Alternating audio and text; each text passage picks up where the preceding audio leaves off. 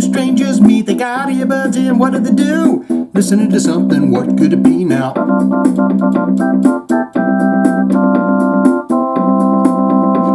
Say, hey man, what you listening to? He says, a great little podcast, don't you know? He says, Shane Jive Talkin podcast.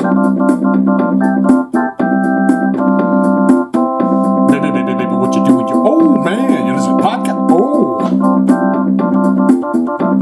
A podcast, motherfucker, he has a podcast. He's got a podcast.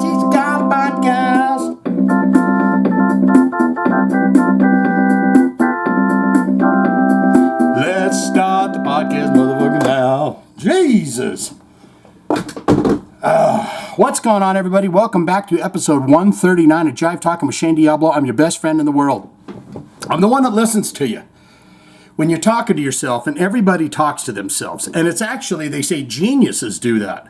When you sit there and have a full-on conversation with yourself. Now, if the voices are telling you to kill and murder, then that's not good. But if you're just kind of going back and forth with decisions you should make in your life, and you're speaking out loud to yourself, and you talk to yourself, that's a good thing, because you're trying to figure things out in your life. And that you know, some say it's like an angel and a devil on the shoulder. Don't listen to the devil unless it involves having a really good time doing something. But if it's saying something, you know, killing and murder, don't listen to that one. But welcome to the podcast. We've got so many news articles and bits and stories and stuff. We're going to end this whole thing with watching Metallica. They're at their own vinyl pressing plant, and we're going to watch them press their own album. They're literally going to physically put their hands in there and do manual labor. And it'll be fun to watch their faces and go, oh my God. So what are you doing? Why is that person next to me? They're too close. Oh, they got to show me how to mash it in the machine? So we're going to get to all that. Now you're thinking, we got your comments too, by the way. This is 139. I said that already. You're thinking, Shane's top story here, because I can see it with my own eyes, is Nikki Sixx, whom stole the name Nikki Sixx from an ex-boyfriend of a girlfriend. He used to be called Nikki 9.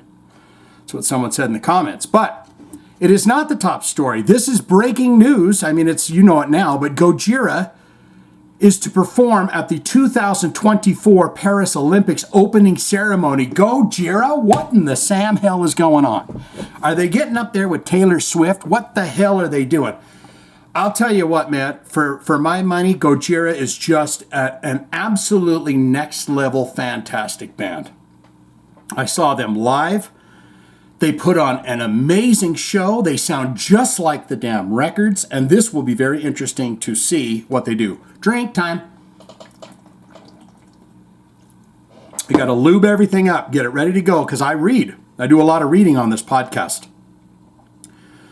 But we stop and we take moments to kind of reminisce on what we have just read, and if we've read it correctly and stuff like that. So, Gojira to perform at the Paris Games. I mean, just oui, I say that right away. I say oui to that. French progressive metalers Gojira. I like that. French progressive metalers Gojira will perform at tomorrow's. Hold on a minute. This is like literally, you've already seen it. You're saying, Shane, I've seen it. Friday, July 26th, Paris 2024 Olympics opening ceremony. According to the French newspaper, Le Parisien. Gojira. And yes, their name is named after Godzilla. Appearance at the event will consist of an original collaboration with opera singer Marina Viotti. Well, Santerre à Paris reported on Gojira, including the ceremony under the headline, Who is Gojira? The metal band tipped for the opening ceremony. The site goes on to say that the rumored collaboration with Marina is a wonderful artistic proposition and one that will surprise many of its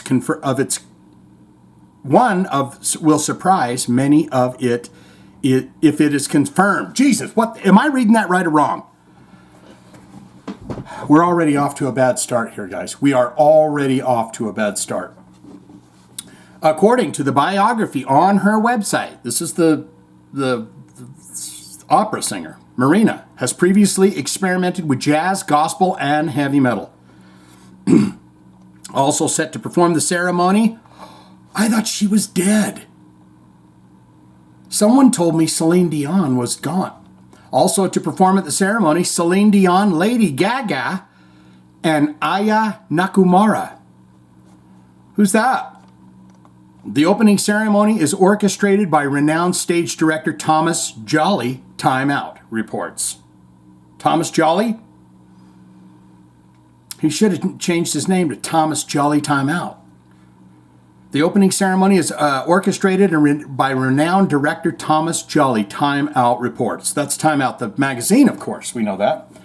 Who has invited a stellar cast of local and international stars to celebrate the rich history and diversity of French musical culture. The opening ceremony of the 2024 Paris Olympics will air on NBC beginning at 1:30 p.m. EDT, Eastern Zone, Friday, and stream on Peacock on NBC Olympics platform. Gojira's latest album, Fortitude, which I saw them on the tour, entered Billboard's top album charts at number 1 in May 2021, while also claiming the number 1 spot on Billboard's top current albums, current rock albums, and current hard music album tallies. The release also marked a career high debut on the Billboard 200 for Gojira, arriving at number 12, with several career high chart positions, and that drummer's just amazing. What are they called, the brothers? I mean, because the singer, guitar player, and the drummer, they're brothers, and I can't remember their names now. Maybe they'll say them. Arriving at number 12, the several career high chart positions, the top 10 debut in countries around the globe, including, but not limited to, France at number 2, United Kingdom at number 6, Australia number 3. Why didn't you put that right there, mate? Am I reading them right? I feel like you should have put Australia above that one, United Kingdom. 8, Germany, number 8. Belgium, number 2. Netherlands, no number. Anyways, Fortitude is highlighted by the singles Another World, Born for One Thing, Into the Storm, Amazonia, and The Chant, a slow-burning track featuring some of Gojira's most melodic material to date. It is wonderful. When I saw them, they had the countdown. They had the big sheet up. And of course they dragged it down, guys. You don't pull your curtain up, you drop it. Gravity lets it fall. But they had a countdown that was going down on the screen. 10, 9, and then the curtain dropped. And it was just explosive, damn good times. Let's get on to Nikki Sixx here. I wish Gojira the best. I know they'll do a dang good job, and I bet you that they'll probably release that song that they do. I'm going to put a hat on. They'll probably end up releasing that song that they do with her so we can hear it in a better form at some point. Motley Crue, Nikki Sixx, he says, what I don't like about media is they don't do their research. And he may or may not be wrong about that. You know, maybe this is one of those moments we can take heed in his words, and maybe I can grow, because I'm just regurgitating. A lot, you know, that's basically what everything is online. It's just regurgitation. And you just choose who you want to regurgitate it up to. And I'm like the big mama bird. And what I like to do is regurgitate into you guys what like your little yappers are going like this, and your little ears are all going like this. And I'm just kind of horking up bits of information for you, and you chew it up and love it. But we could learn something from this. He could be onto something. In a new interview with Razor of the Tucson, Arizona radio station Rock 102.1 KFMA, Motley Crue bassist Nikki Sixx clarified his recent comments about not seeing a reason right now to go back into the studio with his bandmates and record more music. He explained, I don't have a lot of respect for the way media handles themselves in general, whether it's political or rock media or whatever it might be. Okay, well, when somebody takes a conversation of mine and they say, hey, you are planning on going in the studio, And I say, we don't see a reason to go into the studio right now. Well, Tommy said all that, buddy. Tommy was going, we're going to the back of the studio, bro. Because we just recorded 3 songs. The Beastie Boys one, you haven't released it, have they? In April 2023. We were just in the recording studio, okay? We have a second single coming out. We have a third single coming out. So we're not in a rush to... Vince Neil, Motley Crue singer, lives in Tennessee, okay? I live in Wyoming, okay? We're on tour. So what I said was like, well, first of all, we're always creating.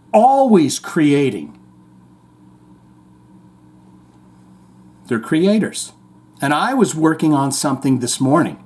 In fact, if you don't mind, I was freaking working on something this morning. I was just playing bass. Boom, boom, boom, boom, boom. My daughter was getting ready for school, and I'm like, whoa, what's that? And I put it on my little voice message.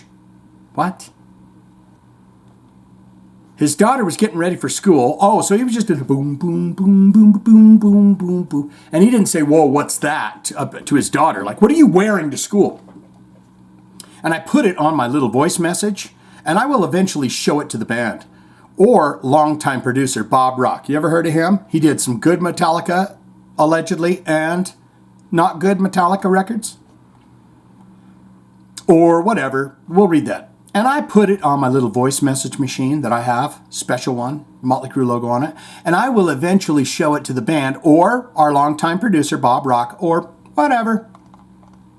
But that's what I don't like about media. Is they don't do their damn research. And then people are going, oh, Motley Crue is not going into the studio. We didn't say that. We said we just got out of the studio.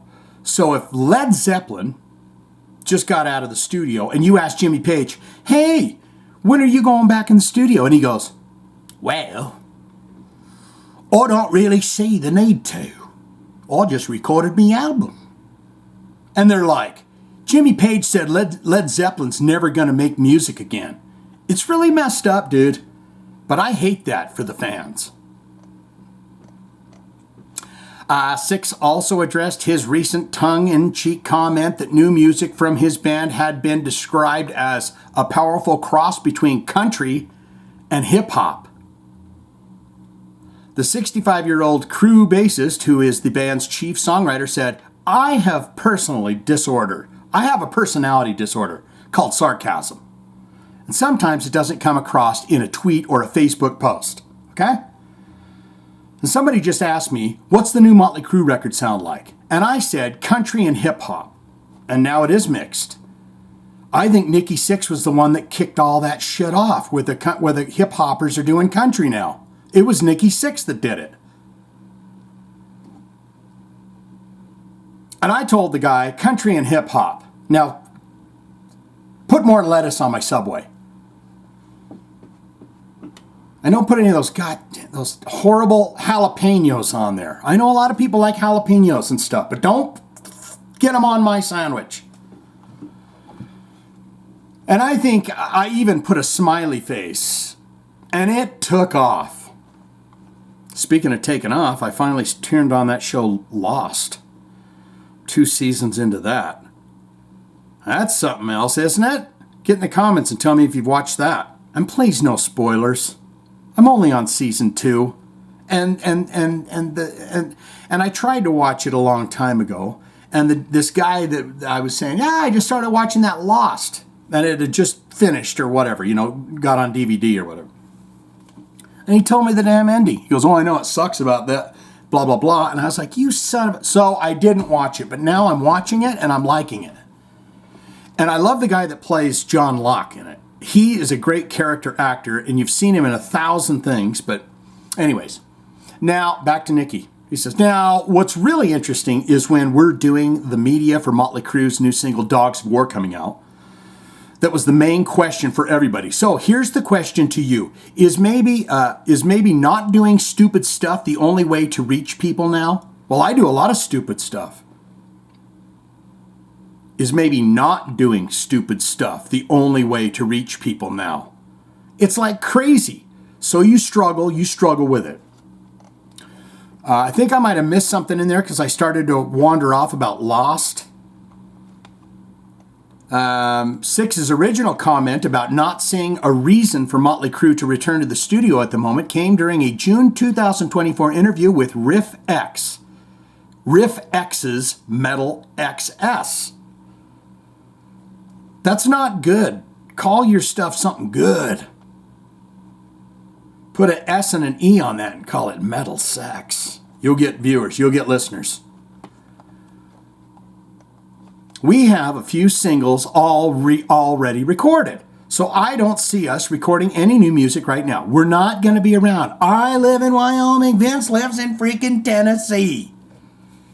Two guys live over there in California, panning for gold. So I don't actually see a reason right now to go into the fucking studio. Because we've got two more singles. That's right. Beastie Boys and another tune that we're going to put out. And I always want to be sure that if we go in the studio, we have a reason or have something we're really inspired by. That John 5 should be inspiring you a lot. He inspired the hell out of Marilyn Manson and Rob Zombie. But it's a lot of scheduling. And we tour and we have families. For me specifically, I have a 5-year-old daughter. I know, you wrote this sweet lick, guitar riff, bass riff, when she was getting ready for school. It's your 5-year-old daughter. She was getting ready, you played the riff, you says, holy fuck, dude, to myself. I can't believe I just came up with this sweet lick. I'm sorry. So when the time came to go do these demos for these 3 songs and then go into the studio with our longtime producer, Bob Rock, oh my God, my camera just fell over. This is really falling apart today. We are really having a session. I think it's all the banging and shit that I do, right? Or no? Anyways, let's see. We have a reason or have something we really inspired. We got to be inspired by it. But it's a lot of scheduling, and we tour, and we have families. And I love my family. For me especially, I have a 5-year-old daughter, and I really want to be with her as much as possible. So when the time came to go do these demos of these 3 songs, one of them's a cover, and then go into the studio with producer Bob Rock, it was like a perfect time. And that time will happen again, but hey, we're no rush. Oh no, it doesn't say that. But hey, there's no rush. Sorry. Let's get into Jay Weinberg here quick. We still got some stuff to talk about. We got John Bush. He's got some good ideas. And I want to hear from Chuck Billy, A Testament. He talks about the first time he heard Kiss. But Jay Weinberg here. Something in those eyes says, psycho. But no, it doesn't.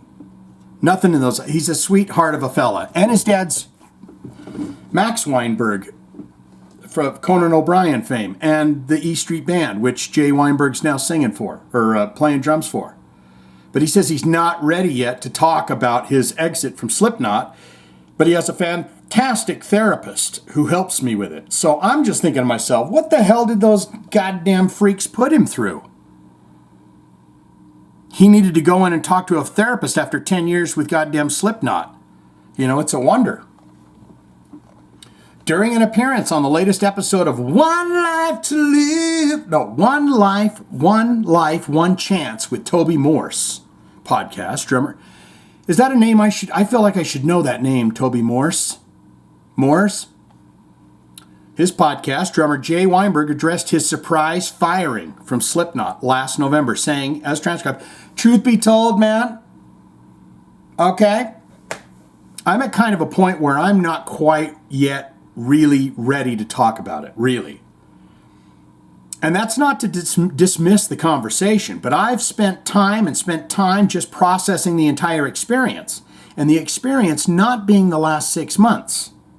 So he's saying he's processing the 10 years of psychotic abuse. I mean, just imagine, you got a bunch of freaks in jumpsuits What in the hell are they doing in that back room? You know, what are they doing back there before they go on stage? Because you got to pump yourself up when they come.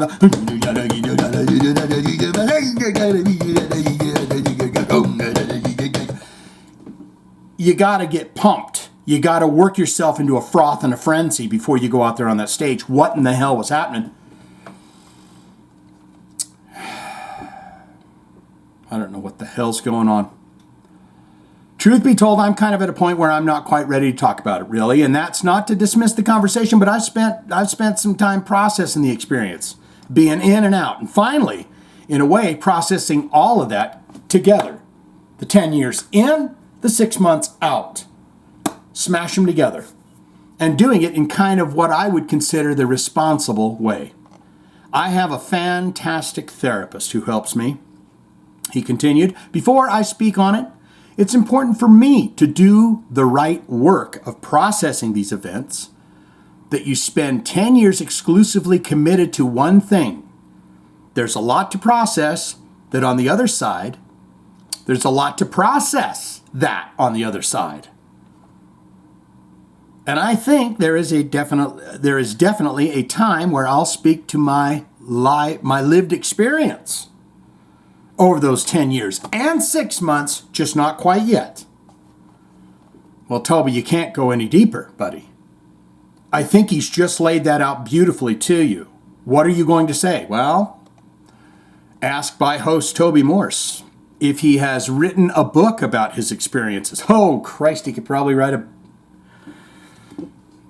J.R.R. Tolkien-sized book about it, probably.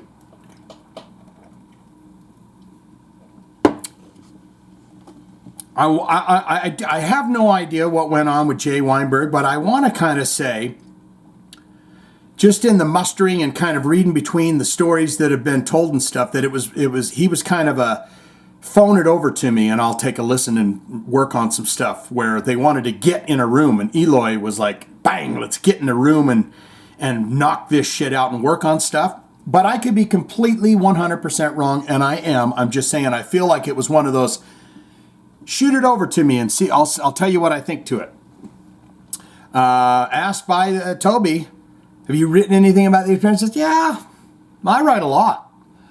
It's one of the ways that I think is a responsible way of that processing.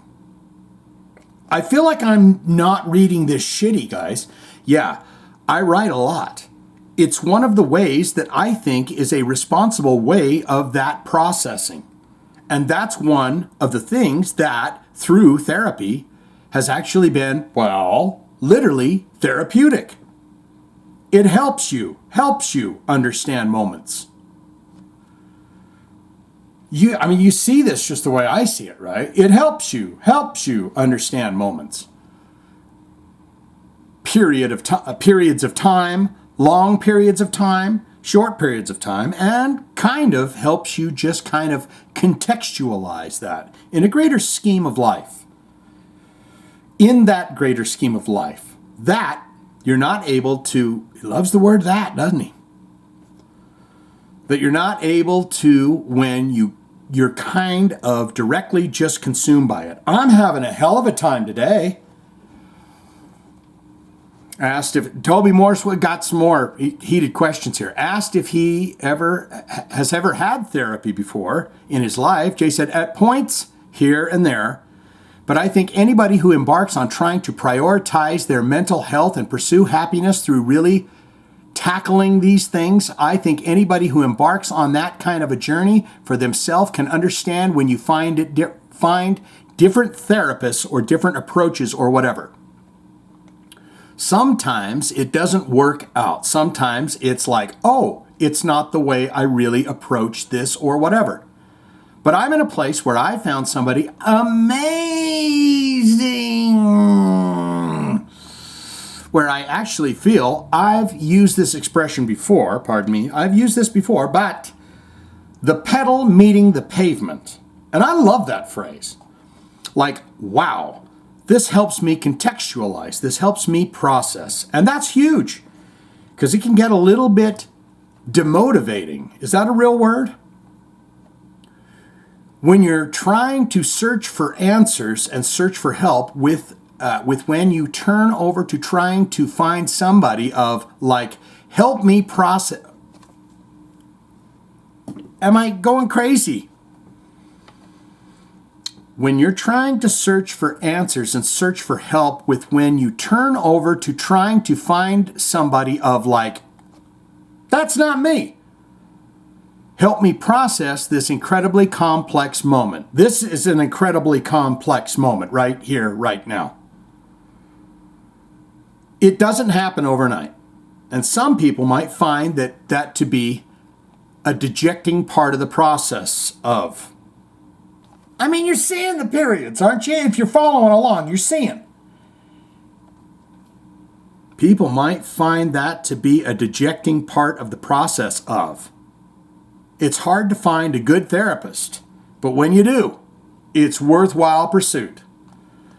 And it's an invitation to anybody out there who's in search of that.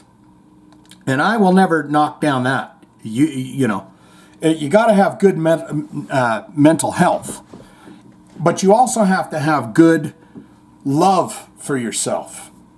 Do a little task for me, if you can later. Sit down and write 5 things that you like about yourself. It is important for you to care about yourself. You can spread yourself out to everybody else, but it's good to have good mental health, but it is also very important inside that mental health to love yourself. So do that. I mean, you don't have to put them in the comments. You don't have to put all those things in there. You don't want me disagreeing with any of them either. You know, you put a list of your 5. Hey, here's the 5 things I like about myself. I might go, I don't know about that. I'd scratch 3 of them off. So, but just do it. 5 things that you really like about yourself. Or love about yourself. Not like, love about yourself. And it's an invitation. Well, I'll give you one of mine. You want one of mine? I love that when I have spaghetti, I have peanut butter bread with it. I love that about myself. Because people are disgusted by that. What I do is I take a piece of bread and I put peanut butter on it, fold it in half. And then I use that to roll up my spaghetti. I roll up my spaghetti on a spoon and I hold it like that, and then I have a big old bite of my spaghetti, and then I take a bite of that bread. It's one thing I love about myself. I love it. You guys go more in depth on yourselves, okay? Not, oh, I love Slurpees, I love, burritos, I love, no. 5 things that you love about you. Anyways, are we done with this, horse taters? I mean, not that his mental, And it's an invitation to anybody out there who is in search of that. That even if it is difficult, if you hit those obstacles of like you don't feel you found the right person to talk with yet, they're out there. It's a worthwhile thing of searching for. It's a worthwhile thing of searching for if you need it. I concur on that. I'm gonna, I haven't had a therapist. I would love to. I would love to go to a therapist, but I'll tell you what, they're jumping out the window. As soon as I leave. I say, what? I got a 10 o'clock for Mr. Robertson. I say, you didn't hear? You don't check your voicemail? Anyways, let's get on to Chucky Billy.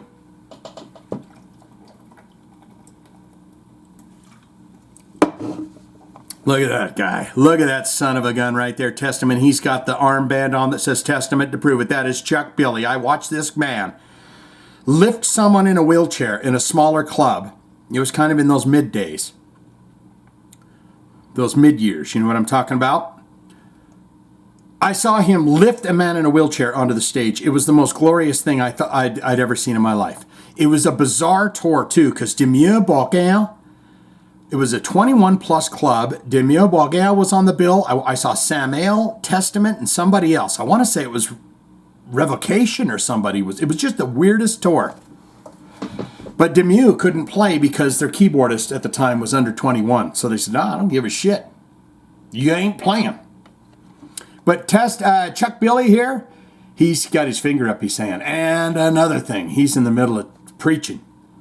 Chuck Billy says seeing Kiss in 1970s changed his life. I wanted to hear Chuck Billy's story about it. On a recent episode of Talk Louder podcast hosted by veteran music journalist Metal Dave Glessner, a lifelong hard rock metal vocalist, Jason McMaster. Oh, from Dangerous Toys. Jason McMaster's got himself a podcast with Metal Dave. Testament singer Chuck Billy was asked what album or concert or TV appearance had such a big impression on him that it got him into playing rock and roll. And I'm going to put my cursor here because I had an off-topic topic. A TV performance that blew my socks off. Am I living in a fantasy world when I say that I saw that Ozzy Osbourne doing Bark at the Moon was on solid gold? I can't find that for anywhere, and I feel like it never happened. But for some reason, I was going to a freaking basketball game I didn't even want to go to. Right when it was coming on, and I was watching it as we were going out the door, and it was Ozzy Osbourne doing Bark at the Moon with Wolfie stuff going on, him dressed as a wolf, but it was on solid gold or something. Please, if you know anything about that. Anyways, Chuck responded as transcribed by Blabbermouth. Not so good this time around, but let's see how this one is. Well, I think it's probably like every musician out here. It was my first Kiss concert. That's right. When I was 12 years old, my aunt dropped me and my cousin off in San Francisco. Hayden Ashbury. At the show, I didn't smoke weed, and it wasn't the first time smelled weed. I would appreciate a comma in there. And people were smoking weed around us. And we made our way down, and I think I got a shirt with Gene Simmons spitting blood on me, and it was something like, oh my God, spitting fire, spitting blood.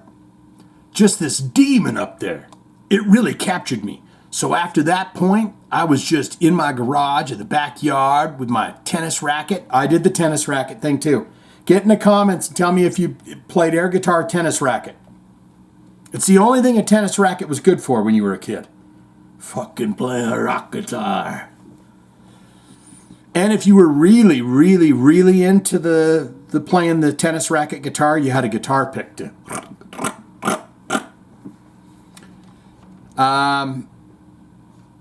Let's see. So after that point, I was in my garage backyard tennis racket trying to be Gene Simmons.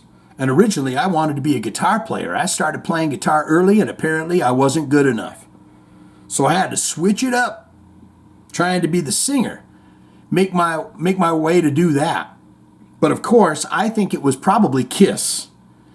But I was always a guitar player. I loved UFO, Michael Schenker, one of my favorite guitar players of all time. And Thin Lizzy, I'm a big Thin Lizzy head. I love that stuff. And I still listen to that stuff today. I'm not much of a fan of modern day music. I don't go out and buy and see what's current. I listen to what brings a smile and brings some cool memories back to me. Testament is working on a follow-up to 2020's Titan of Creation. These guys are one of the more solid thrash bands, just catalog-wise. You can just put on a playlist of Testament and just be going, yep, it's good. Yep, that's great. Yep, that's old, new, everything.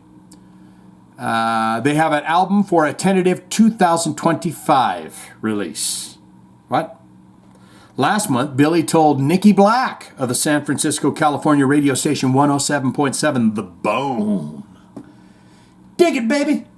We're back with Chuck Billy, man. We got back at the bone. Now we're going to give Chuck Billy the bone. The Testament's next LP will likely contain 11 crushing tracks along with some covers. And I did read something too where old Jamie Joust has gotten his hooks into Chuck Billy now. So, because he's been doing music with Dee Snider and everybody producing and writing music. And I read an article where Chuck Billy wants to do like a 70s style record. And he wants to have he should do a cover of 10cc's I'm Not in Love. Who doesn't want to hear Chuck Billy sing 10 cc's I'm Not in Love? The Legacy and the New Order were remastered by Justin Sturtz at Sterling Sound. Each album is available digitally and on 180 gram vinyl, which, by the way, coming up here in just shortly, we'll be talking 180 grams of Metallica pressing their own records. The Legacy on red and white swirl with black splatter, and the New Order on blue and purple swirl with black splatter. Wow. Both limited to 1,500 units worldwide. These special limited edition remastered LPs include alternate cover artwork, gatefold packaging with new liner notes, and an oversized booklet with never-before-seen images. One of the images is all of Testament naked in a hot tub. So get it. This fall, Testament and Creator, the fantastic Creator, will join forces for the Clash of the Titans. And I did see Clash of the Titans many, many moons ago. And that was the one that had Slayer. They alternated the band, so Slayer was the headliners when I saw them. Anthrax was right before Slayer. Before Slayer was Megadeth. And before Megadeth was Alice in Chains. They just had Man in the Box come out. And people were not enjoying Alice in Chains, particularly at that show. Now, this fall, Testament Creator will join forces the Clash of the Titans North American Tour. The 33-date trek will kick off on September 12th in Reno. And I shot a man in Reno just to watch him die. Making its way across the U.S. and will include 7 Canadian dates for you Canucks out there before concluding in San Francisco, which is great because they play that last show and they just drive right up the street to home. That's the way you do it. You don't do a tour where you end up in New York on the last show and then you got to drive 3 days across the country to get. You end it at home. And that show in San Fran will take place on October 27th. So there you have that. And special guests on this run will be Bay Area death metal pioneers. Some would say the originators. There could be an argument made, who is it, Death or Possessed? But it will be Possessed on that tour. So good on them for taking Possessed out on the road. Let's get into John Bush, because really quickly, moments ago I spoke of Anthrax. Now, I never saw John Bush when he was with Anthrax, but he's got a few new ideas about how he can celebrate his era of Anthrax, whence he's on tour and doing tours. I also read another interesting article about him. This fella is also in a rockabilly band called Electric Spaghetti. And I'm like, oh, that's interesting, because he says he'd like to put out an album with his rockabilly band, Electric Spaghetti. And so I Google Electric Spaghetti or Spotify it, bang. John, you got to change the name, bud. There's a band called Electric Spaghetti, and they got albums out. You're going to have to change the name. John has some new ideas for how he can celebrate that. Now, my guess here, and I'm nobody, okay? I'm just a guy. But my theory is going to be that when John Bush plays shows, perhaps he's doing John Bush solo stuff, or Category 7, or Armored Saint, or whatever it is, he's going to throw in that song Only. I think that's what he's going to say. Let's see. In a brand new interview with Eon Music from former Anthrax and current Armored Saint frontman John Man Bush was once again asked whether he is still open to the idea of embarking on a special tour, either with the current Anthrax band or with a special chosen set of musician friends, during which he would perform material from his time as the singer for Anthrax. He responded, "Can you deliver?" I have some ideas about it, some more recent ideas about it, and in conjunction with, for players, we could even maybe do something in conjunction with the new project Category 7. Although I don't know about that yet. Bud, you don't want to be making having good ideas for Category 7 this early. You are the singer for that band, but we don't want to be committing to anything, okay? Because you got other guys in there that say, who the fuck does he's singing for this damn thing, but I'm the boss. Which means we could play some of these songs. But then we could also play some of the songs from everybody's other projects, right? I don't know yet. He's got his thinking cap on. Wonder if he wears a little, what do they call those? Punch bowl? What do they call those hats when he's in his rockabilly band? He's playing his bass. Oh, baby. Play with a little pork pie hat. He'd look damn good in one. Look at that. Isn't that a head that looked good with a pork pie hat on?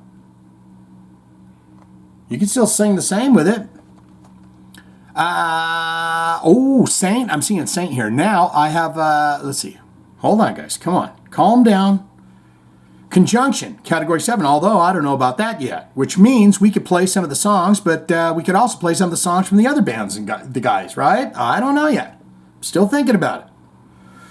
Now I have this other thing with Category 7 and Saint. Okay. That's not the old school, the band we've done, right? From the early 80s. And I like I'm like, how do I make it work? I do want to do that one day. I do. I really do. I certainly believe that from Sound of the White Noise and Stomp 442, Volume 8, We've Come For You All. He was on all of those. There's great songs that certainly could do a really cool support slot or even a headlining show, if I'm being frank with you. We could put together songs from these 4 records and do a headliner. I don't necessarily want to go out and do 60 dates, quite honestly. But I do want to go out and play maybe some specific shows, maybe some festivals. He's opening that door for the festivals, and that's some good money. That'll buy you a boat. They go out there and play that show. You say, guess what, guys? I got my boat. I have some ideas, newer ideas, in conjunction with it. He loves conjunctions. That's his functions. It's just about making it work. Time is not on my side with a lot of things. I'm 60 years old, but I'm still doing pretty good. I did Pilates yesterday and held my own. Oh, thank you very much. I still try to be physically active, and I feel great. The voice is good. As long as I stay healthy, I want to make this work. I don't know. Next thing I know, it's going to be Blabbermouth tomorrow. Next thing I know, it's going to be in Blabbermouth tomorrow. I'll add the words you didn't put in there, Blabbermouth. Because they're going to be like, he said that before, but he hasn't done it. So like, shut up already. So I want to. I just don't know when. This past March on Bush told Nikki Black, she's getting some good times going with the bone. Nikki Black's going to give John Bush the bone now.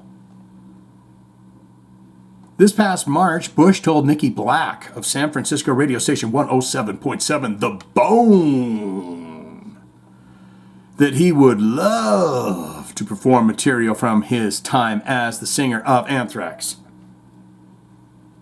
Okay, I don't want to read all that. Guys, I don't. I've got your comments here. We're going to watch Metallica. It's only 3 minutes long. Again, it is from the official Metallica page. If they go ahead and try and gank all the lousy $1.50 I make off the podcast, I'm going to go ahead and block it, and you didn't see any of it. But here's James Hetfield. This is Robert Trujillo, and thank God he's got safety goggles on. Or is that just rings? I thought he was wearing goggles there. But James Hetfield looks like he's just happy as a clam. This guy's going, okay, so Darcy and Tim are going to take you over to the table and show you how to do that. It's Eddie Trunk's brother. Is this Lars Ulrich on his t-shirt? It looks like Lars, like a 70s version of Lars Ulrich rubbing tightly against Stevie Nicks. Is that what's on that guy's jacket? And I would zip your schmuck up if that's the case. Let's see what they're going to do. He's going to tell them how to do it, and then we're going to watch them do it. Paying attention right now, or not watching along. Each of them are on a machine. Each of them have put a big thing of vinyl, I guess it would be, 180 gram vinyl, down on the mashing machine, and they've hit the button, and now it's pressing it down. Off. Look at that face, James saying, when do you get off? Oh, James, I'd give up my entire life to be with you. He's happy about it. This guy is an act. Yeah, James just hit on me. It's not my type. I like the drum. You got good rhythm. I love guys with good rhythm. And you're fuck. Are you trying to tell? Wait a minute. I just put a big pud of vinyl on the thing. The machine just mashed it. I took it to another machine and it trimmed off all the yucky bits. And you're fucking telling me this is gonna play on a record player? They've been doing it since 1901. Isn't he? Old Lars Ulrich. All right, we're done with that. I mean, it's very impressive. You've watched how things get made, though, haven't you? You knew how a record was going to get made. You knew that once they got done with the record, regardless if it was just boring old black or it was whatever colors, you know that it was going to play, right? Let's get into your comments. That's right. It's the best part of the podcast. I apologize for all the mistakes that I've made in this one. Nobody is perfect. We can only continue to do it with episode 140. I'll try again. But now we get into your comments. It's Mike Buchanan, and he's got his laundry list of to-dos and not to-dos. Well, after the week that I've had, all I want to do is review movies that are bad, but we love them anyways. The Magic Sword, 1962, a Roger Corman classic. I am really hoping that I'm reading the correct ones. I think I am. The Magic Sword, because I just feel like the Magic Sword was mentioned, and that was the follow-up that he didn't do. Okay. This one ties into an upcoming video. You will know it when you see it. The film is based loosely on a medieval legend of St. George and the Dragon, or so I read on Wikipedia. I don't know much about the legend myself, but I probably would after a bit of searching. Anyways, the plot of The Magic Sword is a typical brave knight goes on a quest to save a princess from an evil wizard deal. The sword in this title has to do with the fact that the main character, wields a sword that apparently has some kind of magical powers. A magic sword. Despite the use of the tired old save the princess plot, the film itself is surprisingly good and was a lot of fun to watch. The acting is just a bit on the hammy side, but I think it's one of the things that made watching the film fun. The film moves along nicely from scene to scene and didn't seem to drag anywhere. The special effects are a bit cheesy compared to what we're used to seeing these days. This is feeling also very familiar to me for some reason.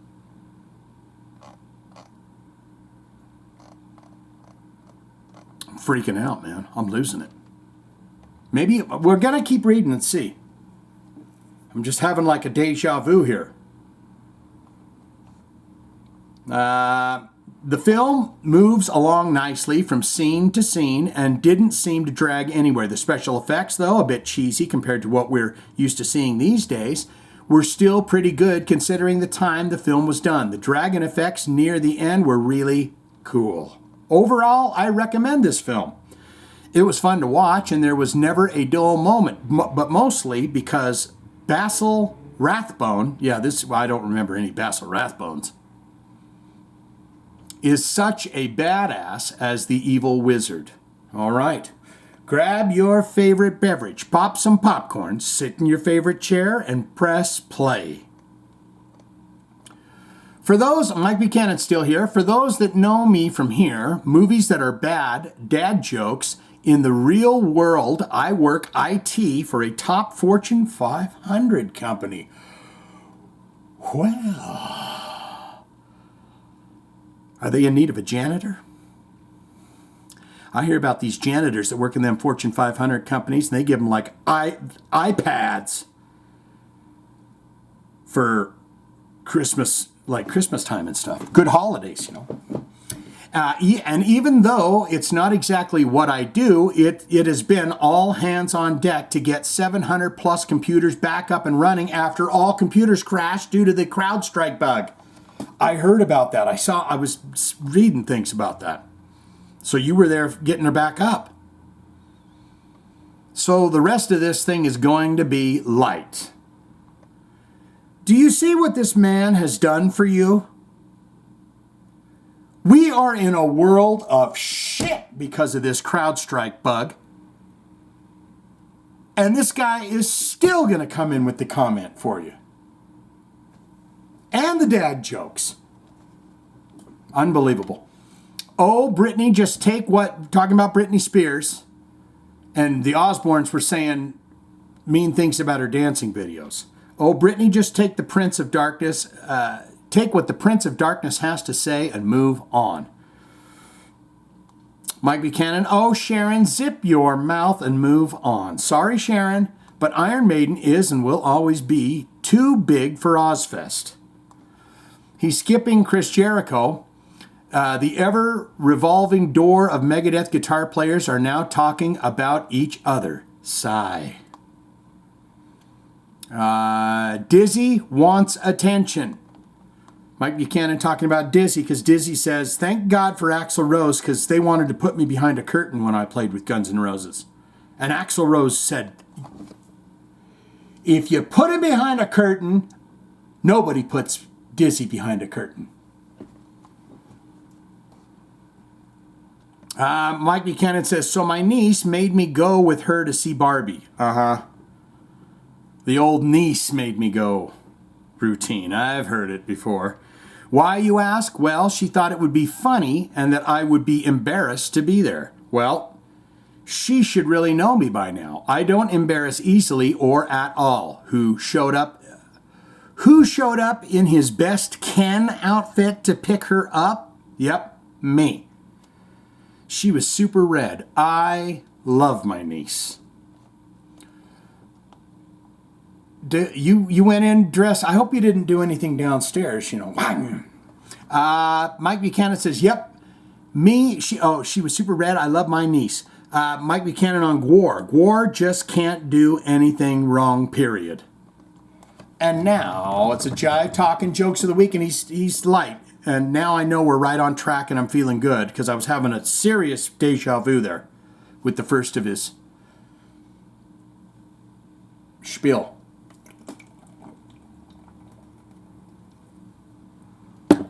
Am I having manic episodes? I don't know.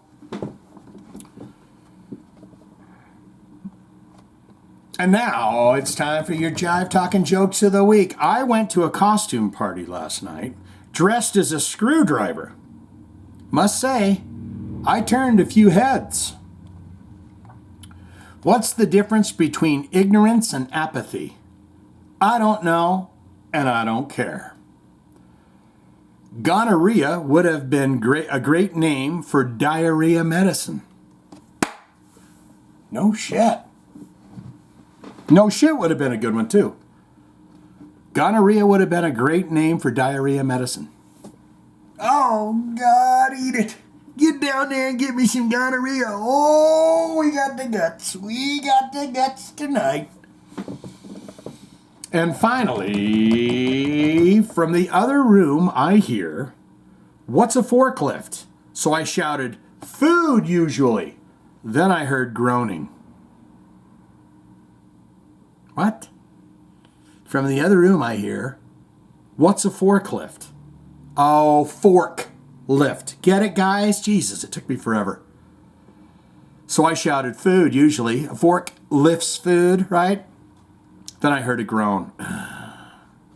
There you go, buddy. Good job, good job. It's okay, you know. I mean, he's out there getting the viruses dead. He's killing the bugs. He's killing the viruses so we can enjoy ourselves on the internet. Johnny B coming in here. Let's take a look at his stats because we can do that. Johnny B's fresh. Fresh blood. He's got 5 comments here. Maybe he's got one. He's got a comment that he put on. He's going to be getting his first heart today. We're going to be baptizing him in hearts today.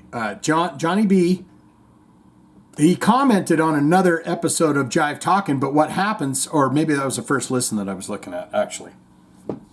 Well, what happens is, if you ain't on it, you ain't on it, baby, because we don't go back to episode from 3 weeks ago to read comments. So you get them in that week, and then we read them, and then we're off to the Neverland. Johnny B, these are awesome. I love the Rudy and Mike Schenker impressions in the last one, and Sharon Osbourne, and the Sharon Osbourne's impersonation was spot on. You made a fan out of me, dude. I even reinstalled Spotify to get your podcast. 5 stars. Johnny B! Johnny B will set you free. He's getting a heart for that and a thumb up. Welcome. You have been baptized in the hearts. MB coming in, and we know she's get 22 received. 22, 100 plus comments she's done on my channel. Wonderful. And 22 hearts received from me. She's getting another one. We're going to slap another one out. Sharon Osbourne is a horrible cow. Oh, my. Oh, you blatant brat. What did she blatant blatty say? Oh, MB's telling me. Oh. That's bad in England. If you call someone a cow, a horrible cow, in England, oh, you bleeding bloody horrible cow. That's like the worst thing. That's the true C word in England. MB, there's your heart. I got to give it up, though. I got to give you that heart. Miss Althea coming in, she says, the dumbstruck fool says, nothing to do with the content of this week's episode or with rock music for that matter. I must first and foremost say, rest in peace to the fabulous Bob Newhart. Yes. Yeah, all them old timers are going. You know, God, what was his name? The insult comic? Well, God, Telly Savalas. No. I can't think of his name now, but he's just amazing. Bob Newhart, yes. What's she going to say about him? His classic album, The Button-Down Mind of Bob Newhart, as well as his epic 1970s TV series, both make me laugh out loud to this day. He was and is a legend. Yeah. I didn't watch the Bob Newhart show, but I did watch Newhart. I had, now I'm getting shows mixed up. I did watch Newhart, but I also watched Coach with Bowser on it, or whatever his name was. There was always a dumb guy on every one of those kind of classic TV shows. He was a legend. Guys, I'm doing this because I have boogers. I was just thinking to myself, someone's going to think I'm doing damn cocaine. Someone's going to think that I'm over here with it. I do not do that, okay? I'm literally picking at myself because I'm a freak.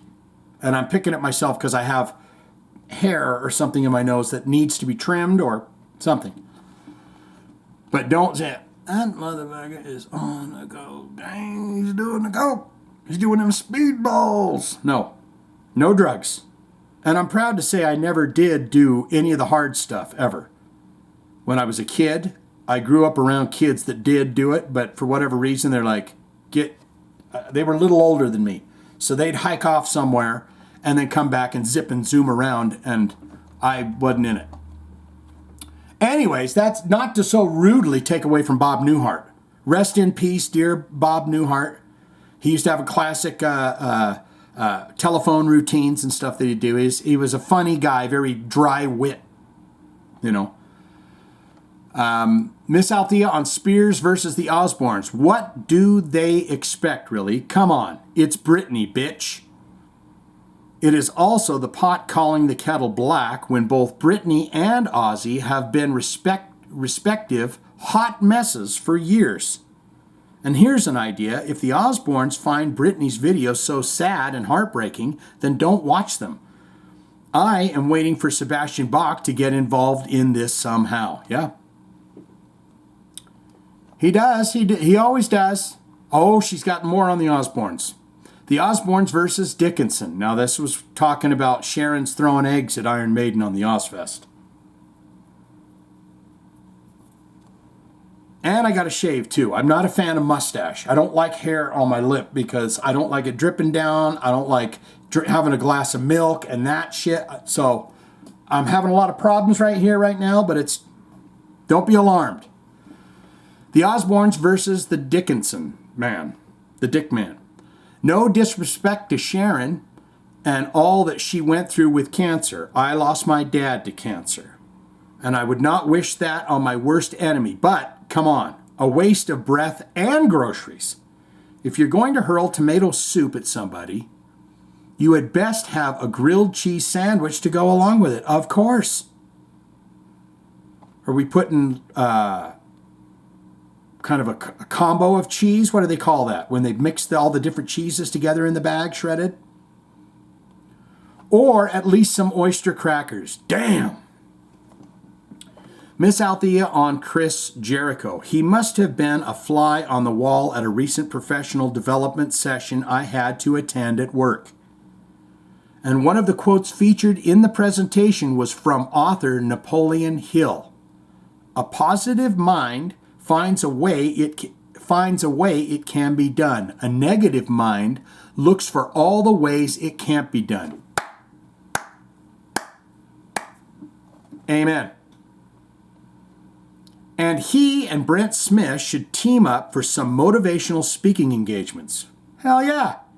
And Brent Smith could also sing a couple of tunes with him. I only saw Shinedown live once, but every time Brent spoke to the audience, I kind of felt like I was in church. Yeah. Now I'm thinking, my brains are twisted up because I thought you were at some kind of a business meeting, or maybe I just read shit wrong. But yeah, Brent Smith from Shinedown. Those great singers can do that, where they're in a big arena like that and they can talk to everyone and it's just like, yeah, It's great. So, good on him. Miss Althea on Dizzy Reed. Admittedly, I got massively confused with the story because my mind immediately went to Dizzy Dean Davidson. I really didn't follow Guns N' Roses very closely after Appetite for Destruction, but surely I would have remembered if one of the Brittany Fox guys ended up with them, ? Because the thought is laughable, honestly. Okay, so Dizzy Dean Davidson, the Triple D. Hey, baby, you want the Triple D? It's a Dizzy Dean. Just scream my name, Dizzy Dean.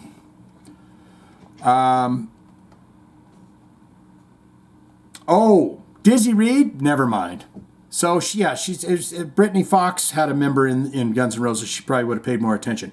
Mike B's movie recommendation. Just imagining all the families out there who search streaming services for animated movies like Kung Fu Panda and or their knockoffs for the kids, and Kung Fu and Titties pops up as a related title. That's great. And now, apologies for the use of the term pops up. What? Gonna read that one more time because I'm terrible at this. Might be movie recommended. Just imagining all the families out there looking for the Kung Fu Panda, the Kung Fu, and then they get to it and for their kids and they see the Kung Fu and Titties. They see that pop up in the related titles. Well, the kids are hitting it right away. First thing I did as soon as I got to my grandparents' house, my grandfather was just for God's sakes, he was just miserable. He would be in the TV room. They called it the TV room. And he would be in there if we went to stay the weekend with Grandma and Grandpa. If he was there, he would be in there all the time. No cartoons, no nothing. He wasn't a share the TV type of guy.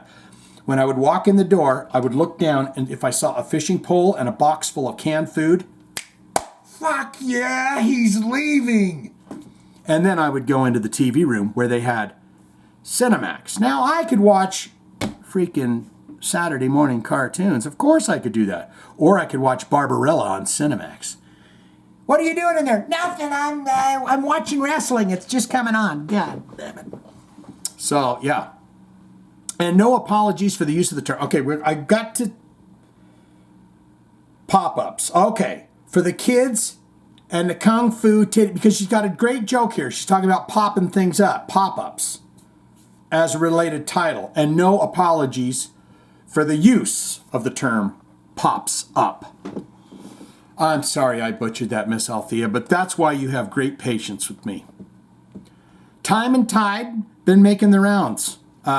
We've done some requests for Time and Tide and really getting active here. Let's take a look at the numbers. 14 comments, 5 hearts received. So you're well on your way. Yep. He's getting in there, and he's doing the hard work. Shane Diablo channeling Robin Williams as Miss Doubtfire and doing a hilarious impression of Sharon Osbourne. That's who that sounds like. Sharon Osbourne sounds like, "You fit deny that fire, dear."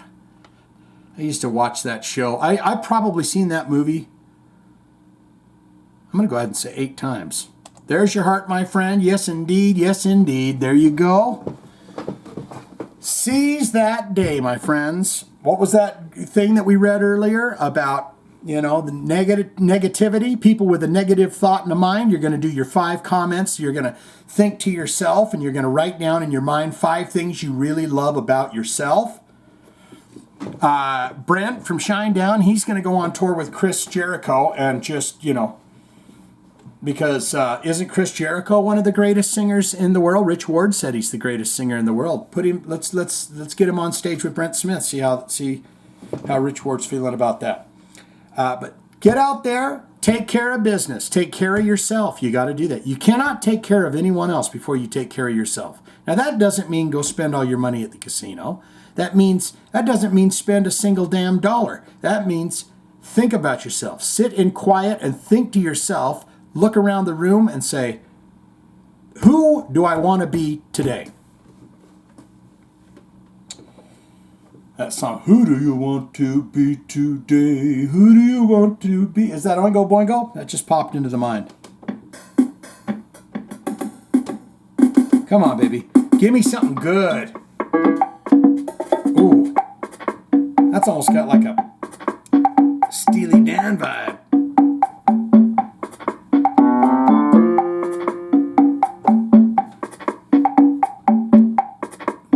Tone.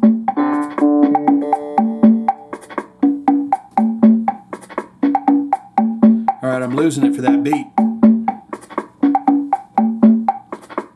Then we go back, Jack, do it again. We're turning round and round. We go back, Jack, and do it again. Jive talking every night and day, I must say. Jive talking every week, every night and day. Having so much fun talking news and talking about your buns. It's such a groovy time. 5 things that you love about yourself.